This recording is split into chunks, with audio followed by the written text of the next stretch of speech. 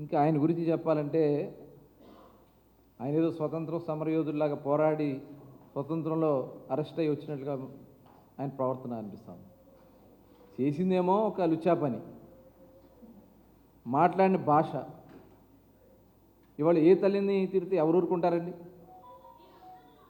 ఒక తల్లిని పట్టుకుని మా తండ్రి లాంటి చంద్రబాబు నాయుడు గారి తల్లిని గురించి మాట్లాడితే, ఇవాళ అక్కడ గొడవ జరిగితే మరి అక్కడ ఉన్నటువంటి కేసులో అతను అరెస్ట్ అయ్యి సిగ్గు లేకుండా మళ్ళీ ఇప్పుడు వచ్చి ఏదో చేస్తాం, అది చేస్తాం, ఇది చేస్తాం అని మాట్లాడుతాం. నిజంగా సిగ్గుచేటు. మరి ఆనాడు తెలుగుదేశం పార్టీ కార్యాలయం మీద దాడి చేసిన, చంద్రబాబు నాయుడు గారి ఇంటి మీద దాడి చేయడానికి వచ్చినటువంటి వ్యక్తులన్న చట్టపరంగానే మేము చర్యలు తీసుకున్నాం తప్ప ఎక్కడా కూడా విధ్వంసాలు రెచ్చగొట్టే కార్యక్రమాలు చేయం.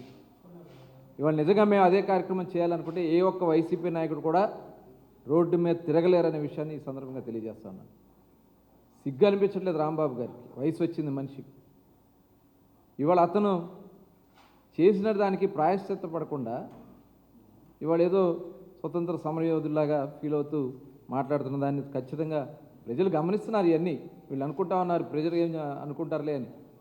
మీరు మాట్లాడినటువంటి ప్రతి మాటకి ఇవాళ అందుకనే 151 అని విర్రవీగిన మీకు 11కి దిగజార్చారు. రేపు ఆ 11 కూడా లేకుండా చేసే పరిస్థితి వస్తుందని కూడా హెచ్చరిస్తా ఉన్నాం. అవును, ఇప్పుడు అరెస్ట్ అయింది దేనికోసం అరెస్ట్ అయ్యాడు ఆయన? అరెస్ట్ అయిందేమో బూతులు తిట్టి. బూతులు మాట్లాడితే ఎవరు ఊరుకోరు. ఏ తల్లిని మాట్లాడితే ఎవరు ఊరుకుంటారండి? ఏ ఆడబిడ్డను మాట్లాడినా మనం ఊరుకోం.